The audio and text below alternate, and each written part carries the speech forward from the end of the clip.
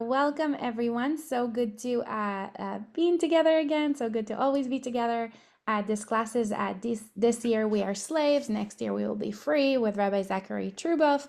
I think most people were here last week, and I think with that I'll turn this to you, Rabbi Truboff. Thank you, Evie. It's good to see everybody again. This is our second session. So if you remember last week, we explored the process of the enslavement of the Jews, and particularly by focusing on what I called Pharaoh's racist fantasy, right? The fantasy that he presents to basically convince his fellow Egyptians that the Jews are a threat, and as a threat, therefore, they need to be subjugated. Because as long as they're subjugated, then everything will be okay in Egypt. And one of the things I tried to highlight last week is the way in which, particularly when it comes to politics, much of what we do is often animated by fantasy, by often even unconscious fantasy.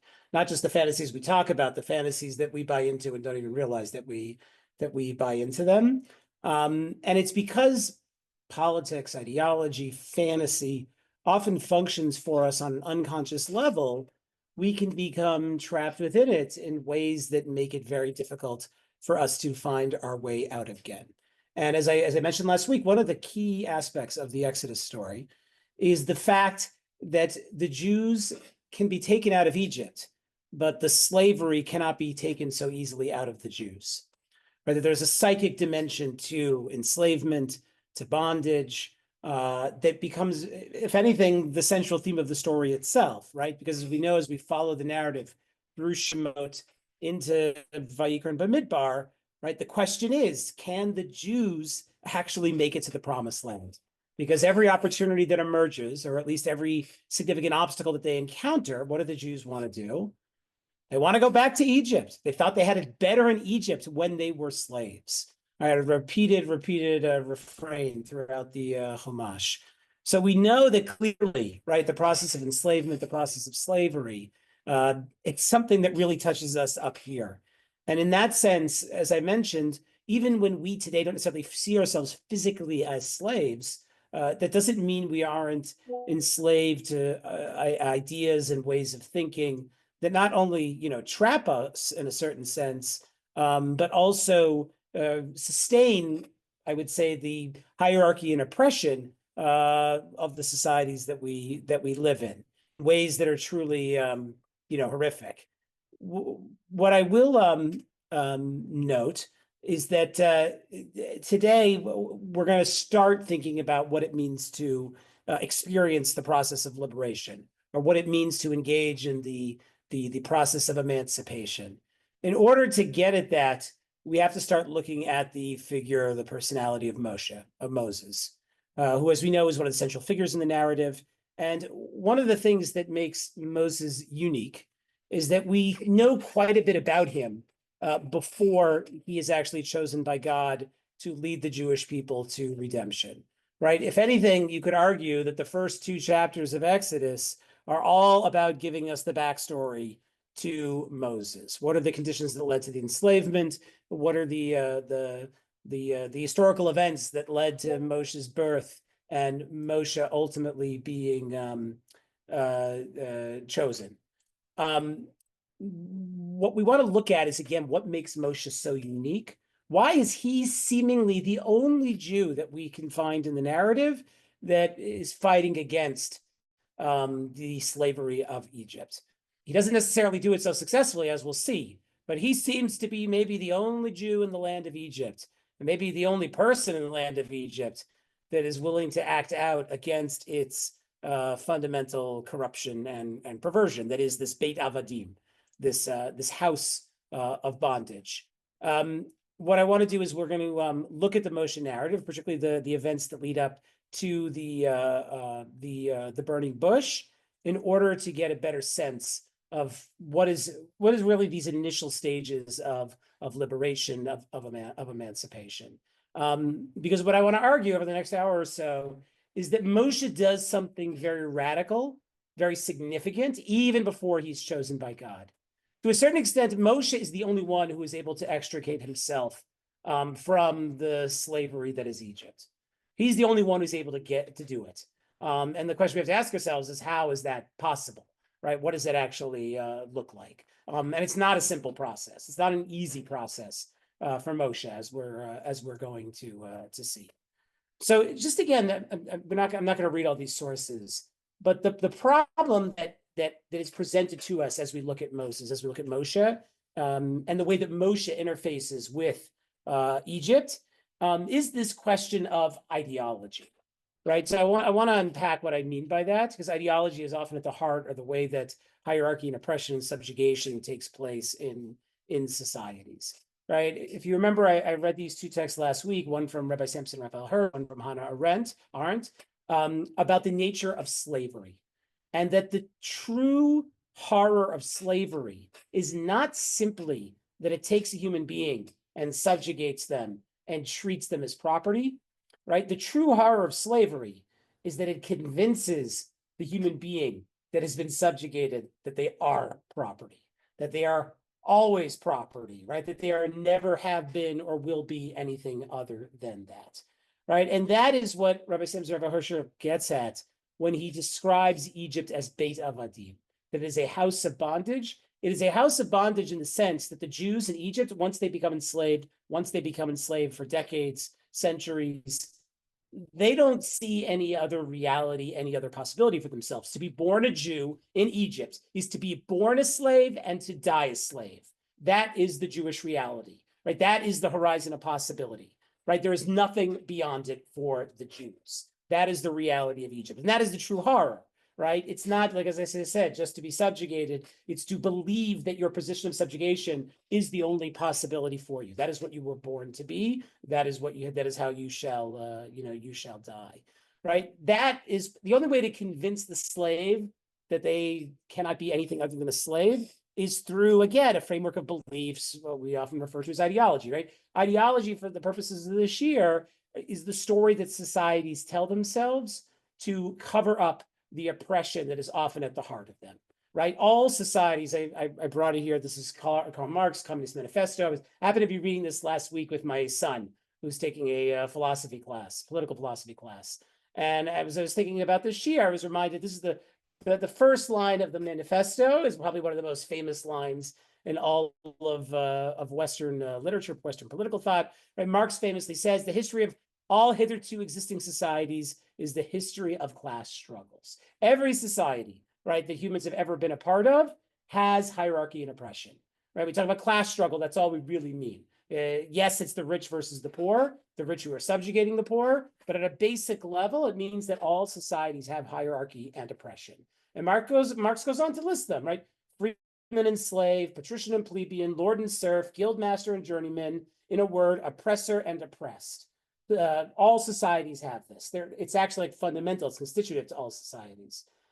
They stood in constant opposition to one another, carried on an uninterrupted, now hidden, now open fight. Right. The problem with societies is that they have this oppression, and the oppression manifests in a fundamental conflict between, again, the oppressor and the oppressed, the subjugator and the subjugated. Sometimes this conflict can be recognized, right? Sometimes the subjugated can rise up, right? Revolution.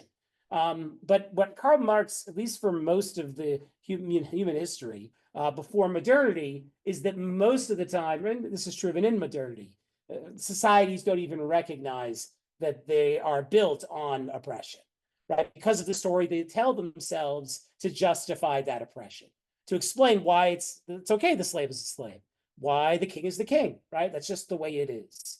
Now, in pre-modern societies, the primary tool that's used to justify, again, social hierarchy, oppression, slavery, is religion. This is Marx's point that he makes in many places, right? Religion tells the story that justifies oppression, right? And again, this is absolutely true in Egypt, right? Egyptian society is fully structured by its religion.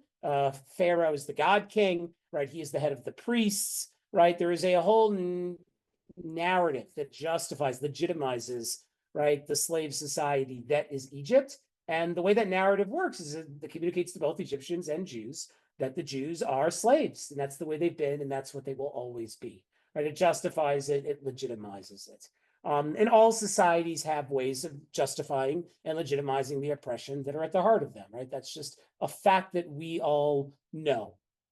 So if you can't recognize the oppression, right, then you certainly cannot act against it. You certainly can't act to liberate yourself or anyone from it, because what society is constantly telling you is that what you think is oppression, what you're seeing with your eyes, is really something else entirely, right? And again, every society has, its violence, its oppression, its racism, and every society has the stories that it tells to justify it, to explain why it really is okay, why it really makes sense. And that is the challenge that Moshe encounters when he confronts Egypt, and he has to confront what we might say are the fundamental contradictions of Egypt. And what I want us to look closely at is, how does Moshe respond to them? What is it that he sees in Egypt, and how does he ultimately choose to respond to it? Right, because this is the question that is at the heart of all attempts at liberation or emancipation. So what I want to do is we're going to look at, this is the second half of the second chapter of Shemot, of Exodus, in which we get to, right, sort of the key activities of Moshe before he's chosen by God. Just to remember the backstory a little bit, Moshe is born to a Jewish couple, but he is born to them at a time in which there is a gezerah, there is a decree that all Jewish boys are to be thrown into the Nile, are to be killed. And we're told that when Moshe is born, right, his parents raise him, but it reaches a point in which there's a fear that they don't think they'll be able to keep him from being discovered and killed. So what do? Right, Yocheved, Miriam, his mother, his sister, they take Moshe, they put him in the teva, right, the little basket, and they put him into the Nile. Miriam goes to follow him, essentially with the hope that he'll be able to be adopted and saved. And of course, that's what's happened. What's particularly striking is who saves him, right? Who is the one that saves Moshe? It is Pharaoh's daughter, right? Which is pretty interesting. And Moshe is then basically raised in Pharaoh's palace, one might say, by Pharaoh's daughter. We do know, because Miriam is there, she pops up and convinces Pharaoh's daughter that Yocheved, Moshe's actual birth mother, should be the one to nurse Moshe for some period of time. It's not clear exactly what their relationship is or how long it is. But Moshe, as we might say, an adolescent, as an adult, right? He is Egyptian. He's raised in the house of Pharaoh. And from there, the text introduces these three little events that take place in which Moshe intervenes in the oppression that he sees. And we see how the response to those interventions unfold. And what is so striking is the way in which Moshe, of all the Jews in the Exodus narrative, Moshe is the only one who seems to actively fight for liberation. So it's worth paying attention to what that looks like. I'll also note that before Moshe, right, as the enslavement settles in, there are people who resist Paro, right? Who are the people that resist Paro? We have the Milyadot Ivriot, right? The Egyptian midwives, who may or may not be Egyptian. Maybe they're Jews. It's not totally clear, right? When they are told by Pharaoh to kill the Jewish baby boys, they defy him. They don't defy him willfully and right to his face, but they deceptively tell him, right? The Jewish women have babies too quickly. They're not able to do anything to kill them. And the other person who defies Paro is Moshe's adopted mother, right? Pharaoh's daughter, right? When she discovers a baby down in the Nile, she knows what that baby is, right? She knows it's a Jewish baby, yet nevertheless, she takes him in as her own. She defies her father's decree in order to save him, right? So there are events in which people defy Paro, but nobody is rebelling against Paro, right? Defiance and rebellion are not exactly the same thing. And so when Moshe acts actively here to, intervene fundamentally into the injustice of Egypt and beyond, as I said, we have to really pay attention to it. So we'll go through these verses quickly. You're probably familiar with them, and then we'll unpack a lot of what is going on here. We're told here, this is verse 11, right? That at some point, we don't even know how old Moshe is.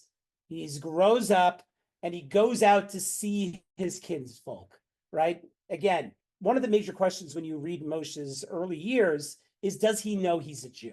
Now, this verse seemingly implies that he's leaving the palace. He's going to see his kinfolk. Oh, that must mean he's going to see the Jews. Oh, he must think of himself as a Jew. I will note that it's not 100% clear from the Torah that's the case. There is at least one commentator who argues that Moshe is going to actually go see the Egyptians. That's why he's leaving the palace, right, as opposed to the Jews. What does he do when he leaves the palace? He saw an Egyptian beating a Hebrew, one of his kinsmen, right? Again, is that one of his kinsmen? Is it on the Egyptian or is it on the Jew? When Moshe sees the Jew being beaten, however, something seems to change, right? We're told that Moshe looks this way and that. There's nobody else around. He strikes down the Egyptian, and then he hides the Egyptian's body in the sand, right? So this is the moment, this is, you might say, it's the radical moment, right? This is the moment of rebellion. This is the moment of possible revolution. He's intervening to strike down this figure, this authority figure of oppression, right? The symbol of Egyptian society. He's trying to protect the Jew. He's trying to save the Jew, right? This is clearly an important moment, right? Of course, though, when we look at it, what's not so clear is the extent to which this is a planned or calculated moment versus a spontaneous reaction on Moshe's part, right? I'll just point out here, what from this text might indicate that this is a planned, calculated decision? Is there anything in the text that jumps out to you as saying that this is a planned or calculated decision?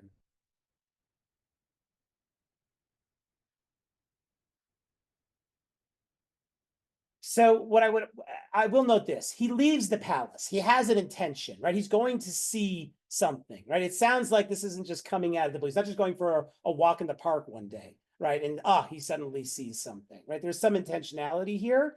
He also looks this way and that before he decides to intervene, right? Which again points to calculation. If this was just a spontaneous reaction, why would he be looking before deciding what to do? He would just react. He would just see the oppression and he would strike it down.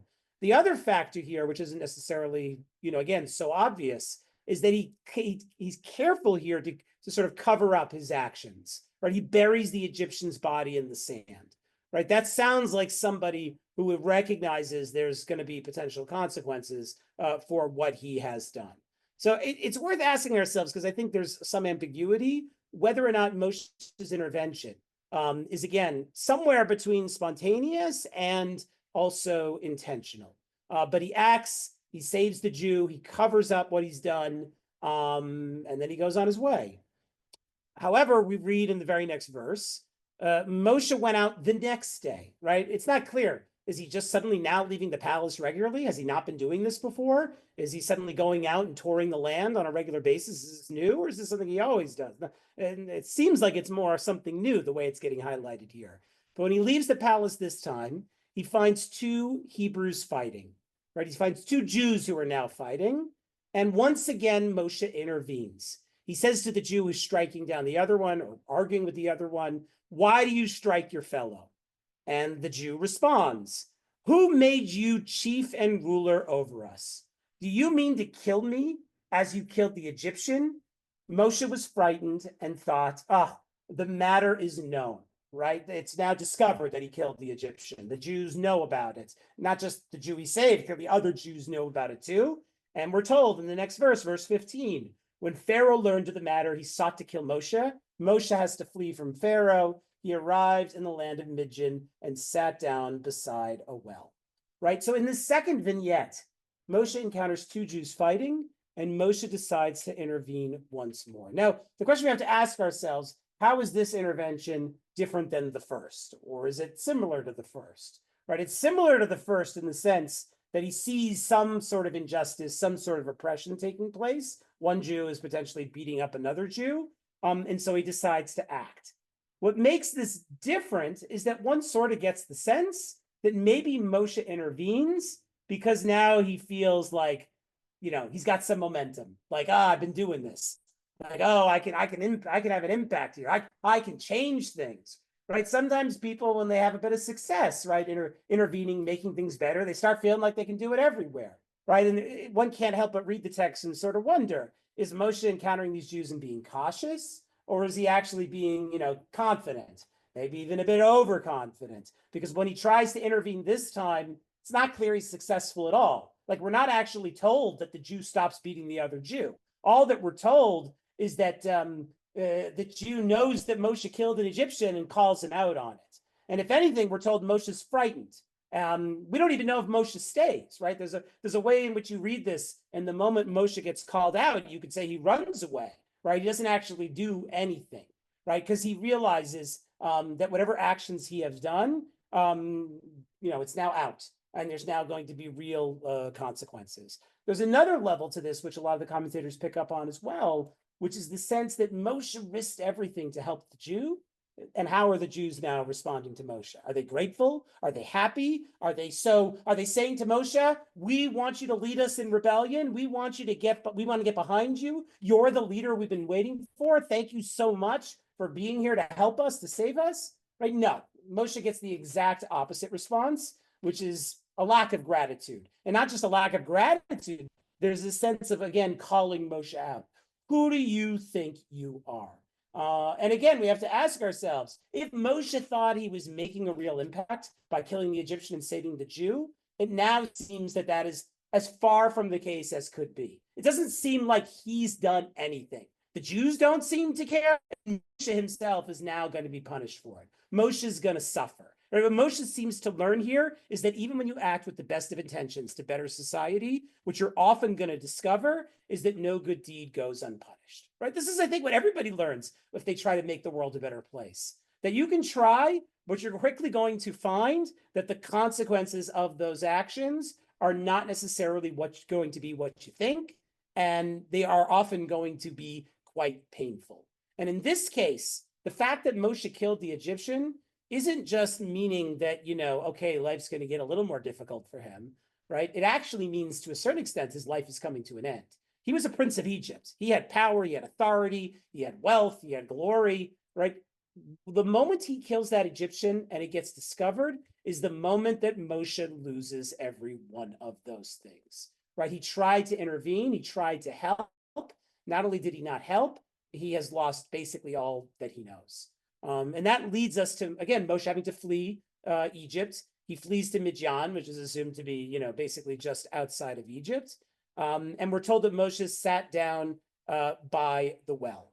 Now, again, a well is a place where things happen in the Torah. We know this. People often meet their future wives by the wells, right? It's a place where people gather. It's a place where you're going to meet people, particularly young people, right? So Moshe arrives in Midian. He is a stranger in a strange land. He's lost everything. He sits down by the well, and then he sees something, right? So this is verse 16. We're told that there was a priest of Midian who had 7 daughters, and those 7 daughters come to the well to draw water and fill the troughs to water their father's flock, right? These 7 daughters are shepherdesses, and they show up by the well because they're shepherding their father's sheep or flocks, whatever they might be, and they need to water them, give them water. We're told in the next verse that the shepherds come and drive these female shepherdesses off, right? The shepherdesses came, they wanted to water their flocks. Other shepherds come and drive them away. However, Moshe rises to their defense and he waters their flocks, right? What does Moshe do? He actually intervenes as he sees injustice happening once again, and he helps the women. He actually waters their flocks. We're told there in verse 18 that the women return home to their father, Reuel, who's also known as Yitro. And he asked them, how's it you come back so soon today, right? Because the presumption is that Moshe was able to help them to get their flocks watered quicker, and that's why they're able to get home sooner. And they answer him. They say, an Egyptian rescued us from the shepherds. He even drew water for us and watered the flock. He said to his daughters, where is this man? Why did you leave him? Ask him to break bread. Moshe consented to stay with the man, and he gave Moshe his daughter Tzipporah as a wife, right?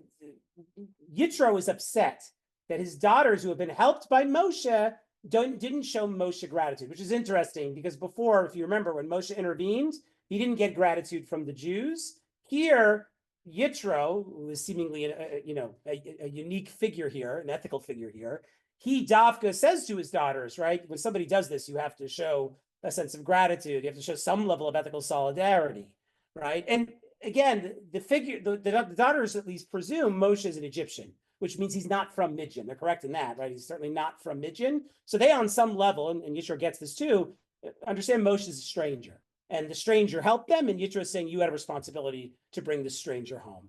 And eventually they do, and he ends up marrying one of Yitro's daughters. Now, so this is the narrative, right? These three events, these three interventions on Moshe's part to try to change things for the better. And what is significant is right after this, we're told that Pharaoh dies, God hears the cries of the Jews, and then we encounter the story of the burning bush. Moshe sees the burning bush, a bush that is burning but is not consumed, and Moshe is chosen then to be the one who will lead the Jewish people to freedom. Now, what's interesting is this whole narrative here of these interventions of Moshe seeing injustice and fighting against it again, and again. If we had to ask ourselves on a literary level, what are these vignettes trying to show? It seems pretty clear that their purpose in the narrative is to explain why is it that Moshe is chosen, right? Why is Moshe, this man with a speech impediment, right? Like this man who is a stranger in a strange land, why is he chosen to lead the Jews? Well, Moshe is special. And what makes Moshe special is that when Moshe sees injustice, when he sees oppression, he keeps acting against it, even at great personal risk, and even at great personal loss. And that seemingly makes Moshe unique. That makes him special. That makes him the one who can and will take the Jewish people out of Egypt. So again, and in a certain sense, I'll just note here, Moshe is born in Egyptian society. Moshe is raised in Pharaoh's palace. He is fully part of everything that Egypt is. So when we see that Moshe ultimately finds himself outside of Egypt, to a certain extent, I think we also have to read that as Moshe having found himself eventually outside of the ideology of Egypt. And in a certain sense, what the Torah is teaching us is the only way to sometimes to escape a society's oppressive ideology is to actually escape that society itself, right? Sometimes the only way to be to have emancipation is to separate yourself physically from the place that has essentially entrapped you and enslaved you. And that seemingly is what Moshe has had to discover here. Now, what I want to look at is what is it that makes Moshe's actions here so significant, so radical, we might say. And there are two particular features in the story that I want to focus closely on. It is Moshe's, the first one is Moshe seeing the Jew being beaten, and acting, right? Acting to save the Jew, striking down the Egyptian, right? That is the first radical moment. And the second radical moment that I want to look at is Moshe in Midian, right? After having lost everything, after being exiled from Egypt.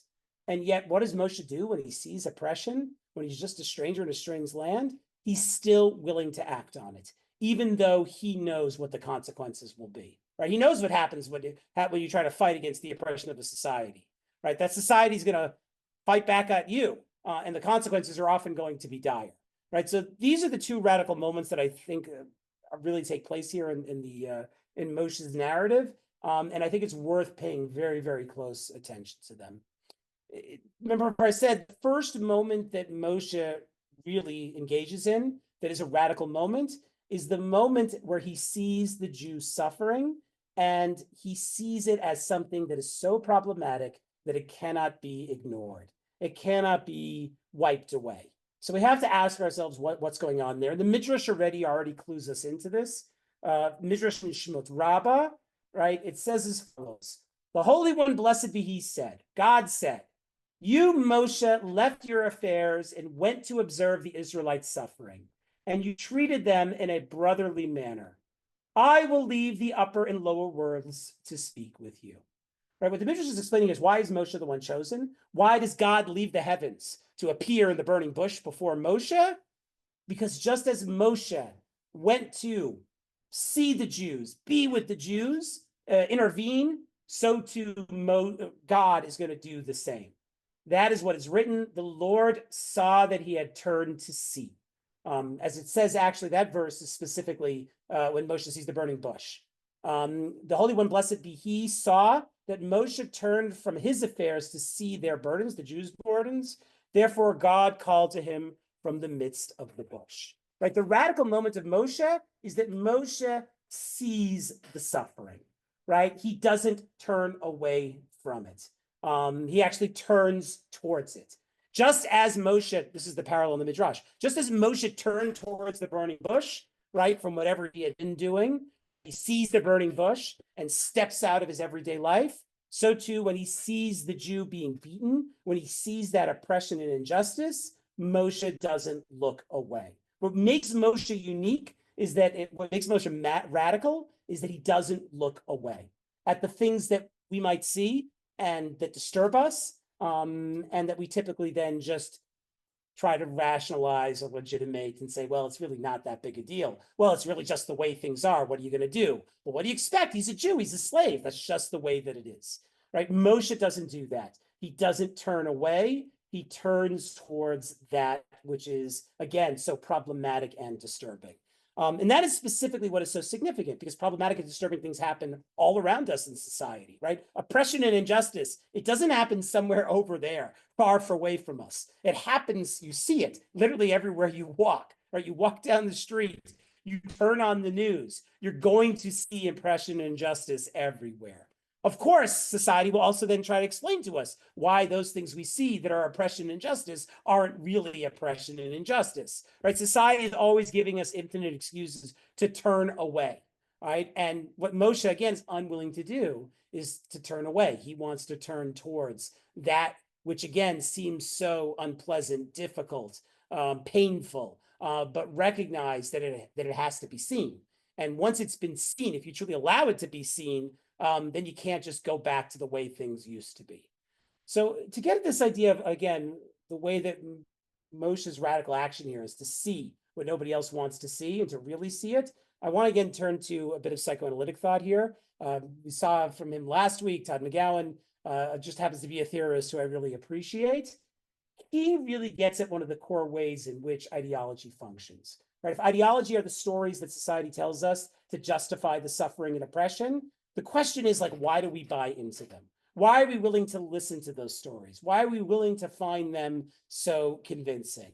And we do. That's the real challenge here.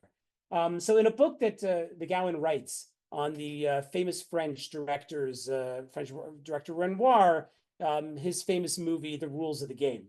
And part of the idea of the movie is that it takes place in a sort of semi-aristocratic community in France. And there's all these like disturbing things that are happening in the narrative. There's affairs, there's murder, there's violence, but everybody is just keeps acting like everything is normal, right? And everybody, despite whatever seemingly is happening in front of them that is extreme, that is oppressive, that is violent, everybody just keeps acting as if, okay, the show must go on. We just keep doing what we've been doing, because that's the rules of the game. The rules of the game is like essentially in life. In society, the show must go on. You got to just keep doing you got to keep doing things the way they've been done. So here's what McGowan says. He says, in rules that Renoir shows, there is one that provides the foundation for all others. One must not allow anything to disrupt everyday life, right? We have a life. We have certain rhythms and routines that society presents to us, right? The number one rule is you keep doing what you've been doing.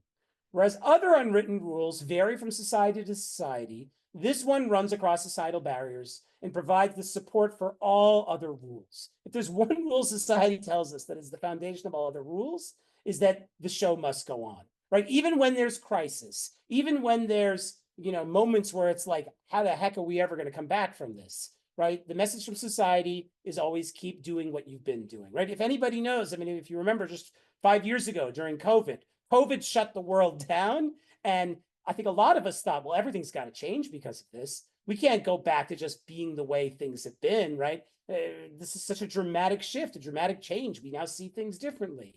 And what happened the moment COVID came to an end, right? This event that for almost 2 years had totally upended society. Well, the moment COVID came to an end, or people perceived it as coming to an end, is we went right back to doing everything we've been doing, right? It didn't really stop things. It didn't really change things in any kind of dramatic way, all right? As McGowan says here, the social order aims at reproducing itself. And it does so chiefly not through written rules or ideological demands, but through the unwritten rule that ensures the dampening of any disruption. The demand to keep the wheels of society turning in spite of any disturbance holds even during radical shifts in governmental power. One of the points that political questions that we have to deal with is, why is it that events that seem like they should be revolutionary, that seem like they should fundamentally change a political system or society, why is it that they rarely do that? Why is it when there's a revolution, or why is it when a society is conquered by another society, instead of it being the moment when everything changes, why is it that those moments it seems like nothing really changes? And this is something that Jacques Lacan, French psychoanalyst, highlights in his teachings that are collected in Seminar 7, Ethics of Psychoanalysis, where he says as follows, or he just notes this, Lacan notes this. He says, what is Alexander's proclamation when he arrived in Persepolis? When Alexander conquered the world, essentially, or Hitler's when he arrived in Paris, or when Hitler was conquering Europe, what do they say in the moment of their conquering? In the moments when you might think everything could change? The preamble isn't important. I've come to liberate you from this or that. That's what the conqueror always says. But the essential point of what they say is as follows. Carry on working. Work must go on, right? Even when there's revolution, even when there's a conqueror, right? What's the message that still comes? Keep doing what you've been doing, which, as Lacan says here, which of course means let it be clear to everyone that this is on no account the moment to express the least surge of desire. For Lacan, desire in this seminar is something almost transgressive. So in the moment when society could sort of be blown open and new possibilities could emerge, even new transgressive possibilities could emerge, that's never what happens. Even in moments of revolution, of disruption, fundamental disruption, right? The message is the show must go on. Keep doing what you've been doing. And that is kind of crazy. Why is it that even in moments of, again, rupture, people don't seemingly want anything to change? People can't imagine the possibility of change, right? This is one of the fundamental issues of our politics, right? Politics seems so stuck today, whether it is in Israel or whether it is in America, right? No matter what we do, we can't seem to change anything. And what is it that people often hope for, right? People often hope for a crisis that will be big enough that will force, everybody to kind of have to get together, work together, and fundamentally change the way they've been doing things. But part of the psychoanalytic message when it comes to politics is that if you're waiting for the crisis moment, what you may discover, the crisis comes and still nothing changes, because human beings have a fundamental capacity to never change, right? Like that's one of the things I used to say when I was a synagogue rabbi, somewhat cynically, but also true, is that for the most part, people don't change, right? I mean, I remember more than one congregant who encountered profoundly life-changing health issues. Their life was potentially at risk in a very serious way. And they said to me, Rabbi, I'm going to make all these changes. Everything's going to be different if I just get better.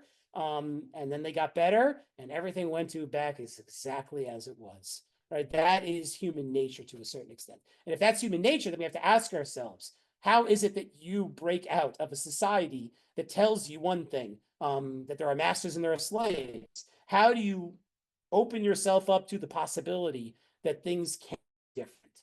So here's what McGowan says on this. He says, what Lacan refers to here is a surge of desire, is a disruption of the everyday working of the symbolic structure. That's what you want. You want the transformation, the revolution, the rupture, the event that finally changes everything.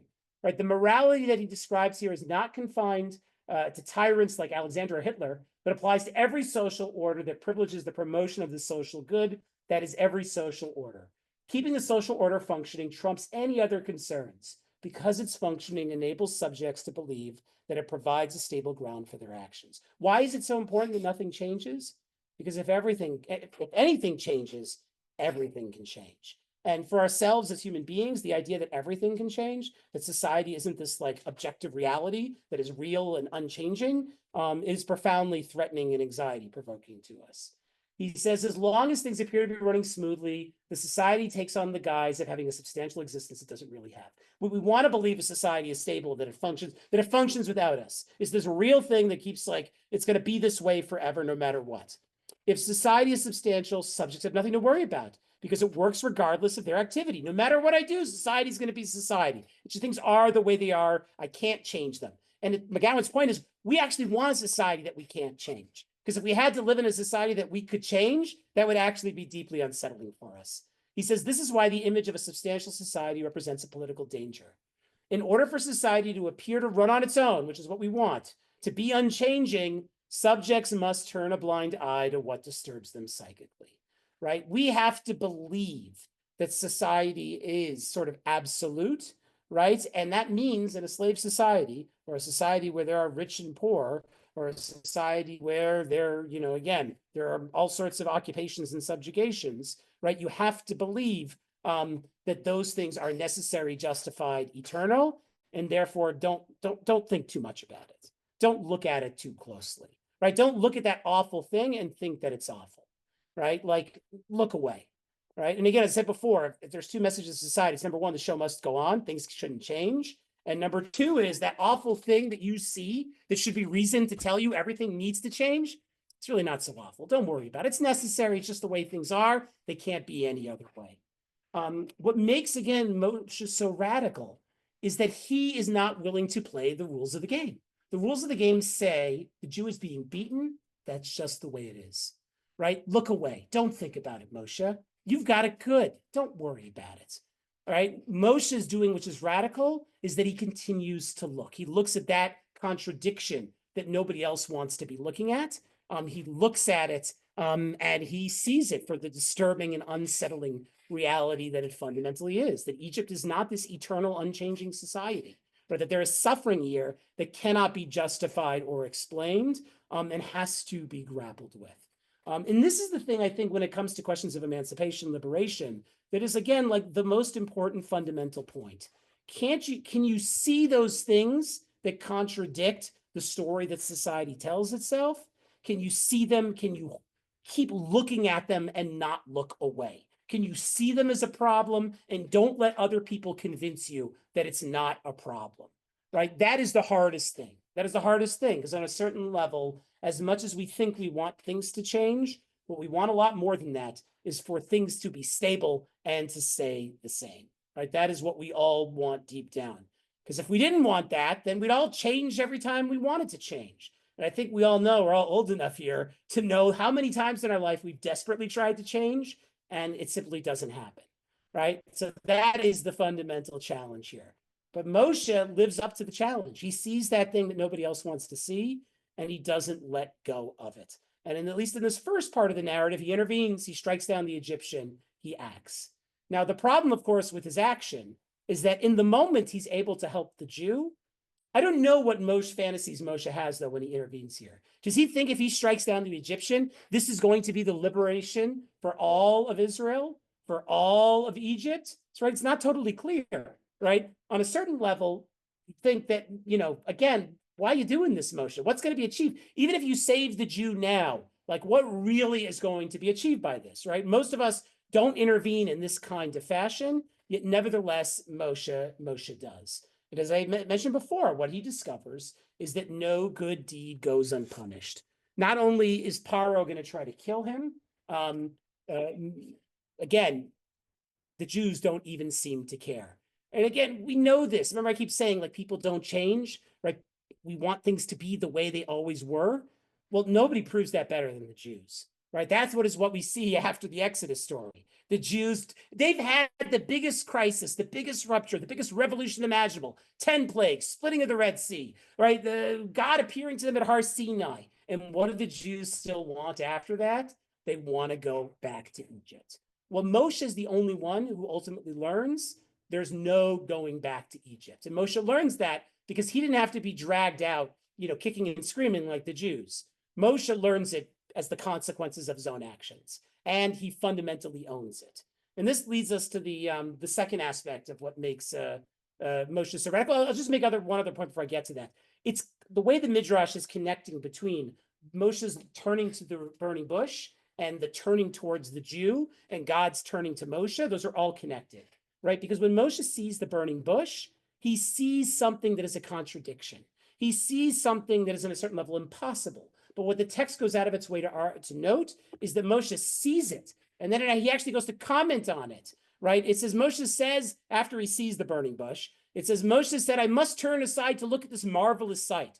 Why doesn't the bush burn up? Moshe is somebody who sees something that is like impossible, that's a contradiction, that doesn't make sense, and he asks questions about it. He doesn't let go of it.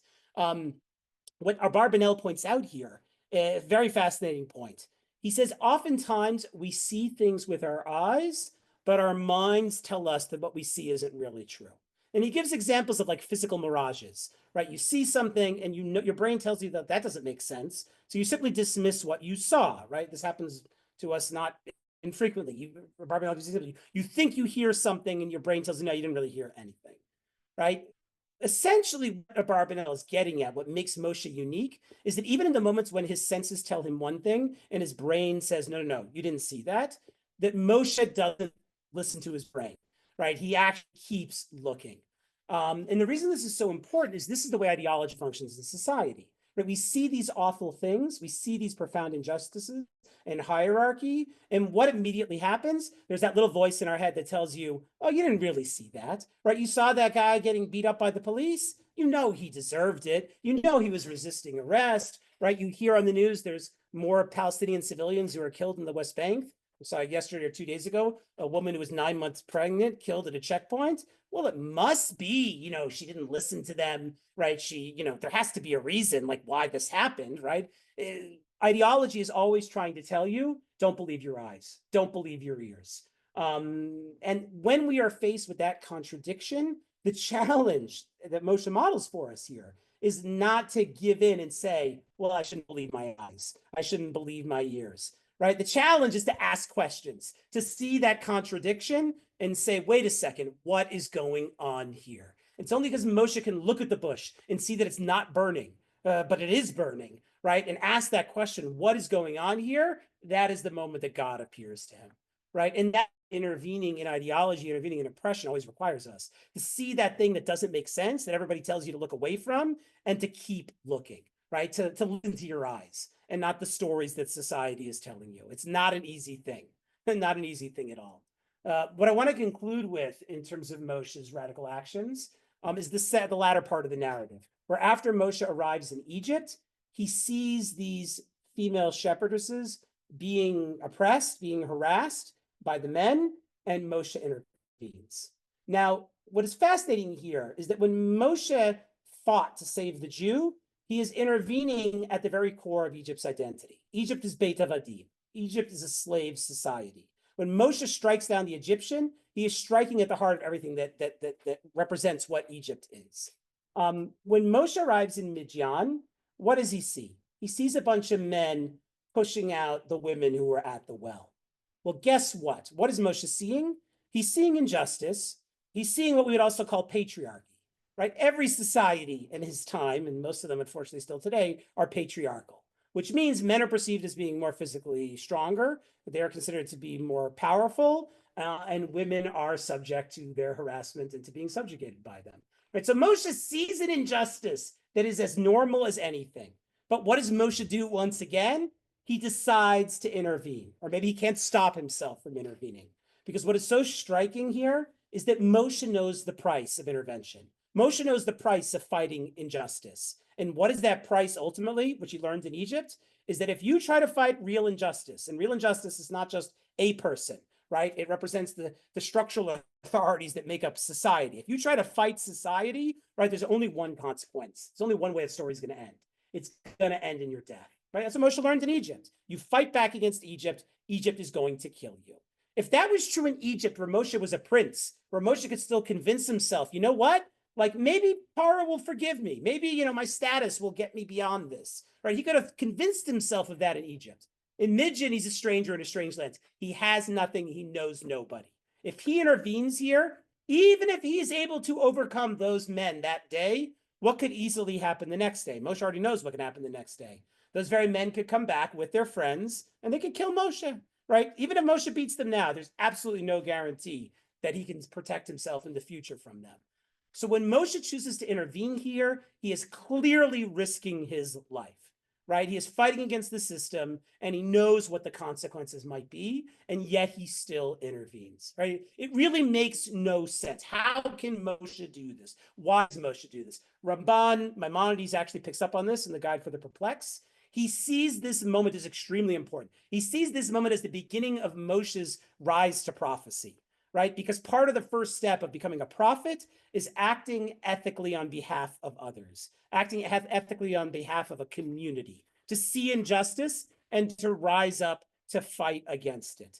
But what what Rambam knows here is that it really doesn't make sense for Moshe to do this. That's what almost makes this miraculous. What Moshe does here is impossible. We don't do this. Sometimes we see a good Samaritan rise up and help out in a crisis or a difficult situation, and we're very impressed by them.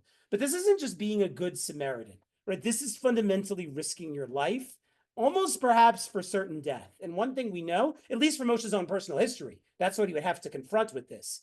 Most people don't act. I mean, I'll be completely honest with myself. I don't act. Right? Like I know when you think the consequences are that high, you know to keep your mouth shut and to look away. Keep looking away.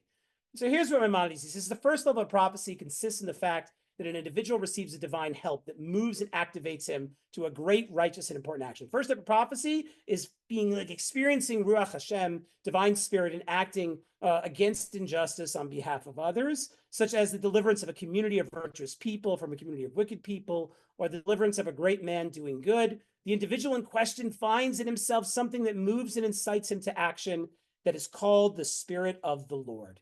Right? To act against injustice on behalf of others, it's almost as if you must be divinely inspired, because it's not something rational human beings do, right? There's something unique, there's something radical that happens in that moment. And the example here for Maimonides is Moshe. Know that such a force did not abandon Moshe from the moment he reached adulthood. It was because of this that he was moved to slay the Egyptian and to reprove the one who was in the wrong among the two men, the two Jews. The strength of this force in him shows in the fact that when, after having been filled with fear and having fled, he came to Midian as a stranger full of fear and saw something wrong that was done, he could not refrain from putting an end to it and was incapable of patience with regard to it. Moshe couldn't look away. He just couldn't look away. And once he couldn't look away, he couldn't sit by and do nothing, no matter the cost, because justice demanded it. Now, what we have to ask ourselves, again, I'm arguing there's something radical here. Maimonides is arguing something radical here. This is the first moment of prophecy, right? Most of us don't imagine ourselves becoming prophets. So clearly that first step has to be something radical. To understand it more fully, I want to turn to Freud, who we'll conclude with. Freud offers a very, very interesting story in his book Beyond the Pleasure Principle that gets at maybe helping us understand how Moshe is able to do this, why Moshe is not able to look away, and why does Moshe keep acting? Though he has to know that these actions, this fight against the justice, is essentially an impossible fight, that he's going to keep losing, right? That there's no final or total victory for him in this, and that every chance he chooses to intervene, he's potentially risking everything. So why does he keep doing this? So in Beyond the Pleasure Principle, Freud grapples with this idea that he doesn't really know what to do with. Freud is grappling with the fact that human beings often do things that go against reason. People often do things that are not in their self-interest. People often act in ways that are self-destructive. And if you have a rationalist view of the world, this simply makes no sense. Why is it people are willing to act against their own interests and to act self-destructively? Right? Oftentimes we think about this for bad, right? People act self-destructively and it's bad. But what Freud also understands on a certain level is that sometimes the only way to act good is to be willing to act against your own interests in a way that others would look at and say, you're crazy. Right? When Moshe, the first time Moshe intervenes, we could say, okay, he's the prince in Egypt. Maybe he thinks he can get away with this. The second time, okay, he helped the Jews. It's reasonable to think they would look to him as a figure worthy of respect. But the third time in Midian, when Moshe acts, right, there's only one word to use, and that's he's crazy. Like, what is he doing here? Why does he keep intervening, right? The definition of crazy, right, to keep doing the same thing and expect different results, right? Yet Moshe cannot stop himself. So in Beyond the Pleasure Principle, Freud develops this idea of the death drive, which gets at this notion that human beings act against their self-interest, they act against reason, they act in ways that bring about their own loss of almost everything. And we do this all the time. We all act in self-destructive ways. We smoke, we do things that aren't healthy for us, we lash out at others, right? We're doing this all the time. So again, it's such a feature of being human. Sorry to Freud interrupt. watches his young grandson He was about, I don't know, a year or 2 years old, and he watches his grandson playing a game, a famous game that Freud often referred to as the Fort Da game. Freud's grandson is taking a spindle and he's throwing it, and then sort of being upset the spindle is gone, and then refinding the spindle, and then sort of becoming happy. And the grandson, the little boy, toddler, keeps doing this over and over again, throws the spindle, and then he has to refind it again. And Freud is very surprised by this. He's surprised because every time the boy throws the spindle, it brings a sense of kind of like discomfort for the boy. He's losing it, and he doesn't like it. The boy's like bothered by it. And Freud can't understand, why does he keep doing it then? Why does he keep throwing the spindle away if he doesn't like it? He knows that the boy finds some pleasure in refinding it, but why would he at least, like at the beginning, always, bring that loss upon himself? And Freud sees this as a fundamental metaphor for human beings, that we are always enacting in ways that bring about loss for us. And for Freud, this is what becomes known as the death drive. And what Freud notes is, as much as the boy seems to find pleasure in refinding the spindle, he often loses the spindle more than he finds it, right? There's something about the loss, about acting against our own self-interest, that is primary to what it means to being human. Now, what we have to understand here is that the death drive can be seen as a destructive fashion, like addictions and behaviors in which we hurt ourselves for seemingly no reason. But the death drive can also be oriented in an ethical fashion, right? Because what do we see when Moshe is intervening, when he's acting against injustice, right? He knows that he's going to lose on a certain level, or that it comes with profound risk, yet he can't stop himself from intervening. When Moshe's in Midian and he sees those shepherdesses being abused, being oppressed, and he chooses to intervene, what Moshe is doing is acting like Freud's grandson, right? He's thrown away his spindle in Egypt. He's thrown away his spindle with the Jews. And now he's throwing away his spindle in Midian. Whoops. He is fundamentally risking everything. But he is doing it out of the belief that there is something more, right? There is something beyond whatever the story this society is telling him, right? The society is telling him slavery's okay, patriarchy's okay, right? Moshe doesn't think it's okay. He knows there are possibilities beyond what he sees, because what he sees tells him that this can't be okay. And nevertheless, Moshe feels compelled to act, as if the Spirit of God is taken up with inside of him. He acts against his own self-interest. He acts for justice, even when it's impossible. And he throws that spindle, even though he knows that is going to bring about loss for him.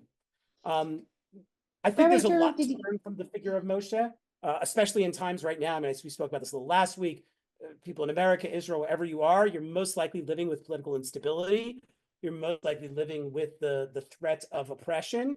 Part of the danger when I say, like, you got to look at that contradiction. You got to look at what bothers you. You got to look at that aspect of society that society tells you is okay, even though you know it's not, right? Obviously, if you do too much of that, it can make you crazy.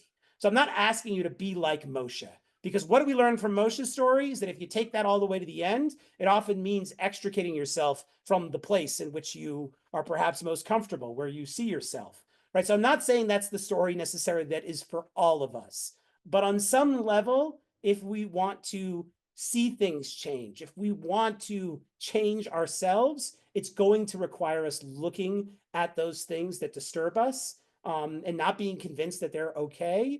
And it's going to mean acting for maybe what everybody else says is impossible. Even when everybody else says to us, what the consequences of that are going to be. Because if there's one thing that Moshe discovers, is that no matter what he can lose, no matter what people can take away from him, there's one thing they can't, right? Is that when Moshe sees injustice, he knows there's a possibility of righteousness. He knows it, even if nobody else can see it. He knows it's there. And they can take away his life, but they cannot take away that possibility of something more. And it's that very possibility of something more, of goodness, of righteousness, of justice, which both Egypt and Midian deny, right, that makes Moshe be chosen, because he sees what nobody else can see. And because he sees what nobody else can see, right, he can encounter what everybody else cannot see, which is God. And he can be chosen to be the one who can take the Jews out of Egypt, because Moshe is the only one who has managed to find himself to get out of Egypt. I'll end with that, and I'll be happy to take a minute or two of questions if people have. So, Rabbi Truboff, I was wondering if you're seeing the question in the chat or if you want me to read it out loud. There's just one question from I Rhoda. see. What if you act because you yourself were in a similar situation, right? So empathy is often seen as the driver for ethical action, right? You were a slave, therefore, when you see oppression, you should act on that. That idea is often, again, it's in the Torah, right? We were slaves in Egypt. We need to love the stranger, right? That is part of our fundamental responsibility. I'm not against empathy as a form of action, but I think it's important to understand that empathy it can be a problematic way of orienting ethical behavior because it ultimately limits us. First off, because it ultimately limits us only to people with whom we can identify. Right? I'm only willing to act against injustice, the kind of injustice that I've experienced, which means that on a certain level, that injustice isn't even about them; it's about me. Right? That's part of the limitation of empathy. Right? That it actually kind of limits my ethical concern. Part of what makes Moshe interesting is that it's an interesting point. Is he acting out of empathy or not? Right? They're his brothers, the Torah says. So you could say, well, okay, there's empathy there, but how could there be empathy? Moshe's never been a slave. Moshe's never known oppression. Right? How could he act? Right? To truly go against the system, I would say, means acting not necessarily from a place of empathy. So I think part of the challenge when we face injustice is not just seeing ourselves in it and therefore acting, but actually acting dafka from the place in which we don't see ourselves in it, but nonetheless we feel compelled, we feel drawn to confront it. That is, I think, in many ways the real challenge. But again, I'm not saying you can't act from empathy. I just think that there are limits to it, and I think Moshe's narrative, to a certain extent, is not so much necessarily one who acts from this clear place of empathy. He acts from a place of being disturbed and not willing to let go of that. Thank you. Yeah, Sherry? Rabbi, one thing that struck me, really moved me, is at the beginning of verse 12, he turned this way and that, and seeing no one about, he struck down the Egyptian. And, I've always read it basically that he wanted to make sure that there was nobody there to that he would be able to get away with it. But Yep. it strikes me now is he didn't exactly rush into this to the position of bravery and standing up to the other guy. He saw something was wrong, but he wanted to see maybe there was somebody else who could either work in concert with him or Yep. do it, and he could hold back. Somebody else could do it. And at that moment, he saw there was nobody else. It was only him. He couldn't turn back because there was nobody else. Here's the thing. He could have turned away, right? I agree with you, but here's what I would want. Here's what I want to read it. It's actually even more radical. At the moment in which there's nobody, he's looking to see if somebody else is going to act. But at the moment in which nobody is there, because that's what he wants, somebody else to act, he suddenly still decides to act. He still feels that call, and he feels like something has to be done. And again, there's a moment here. It's like, what's the transformational moment in the Moshe narrative, right? Like, it's not so clear, but for me, it's that moment where he doesn't look away. Because the other alternative, Sherry, is he looks and he just he just turns away entirely, keeps walking, right? Like, it's the not looking away on some level, even though maybe he partially kind of wants to look away, doesn't want to have to take this on. It's that unwillingness to look away from that which disturbs us, which is radical. And it's hard because, again, every fiber of our being, every voice we hear in society tells you this: don't look, don't get involved, right? Like, the show's got to go on. This is just the way it is. You can't change things. So to not look away is sometimes the most important step, to just not let go. Or you almost got to be like that dog with the bone. You just got to, like, whatever it is that's disturbing, that is the contradiction, that goes against the story everybody else is saying, like, you just can't let go. It doesn't mean you know what it means, because you don't know what it means. You don't have the answers, but you just, what does it mean to not let go of it?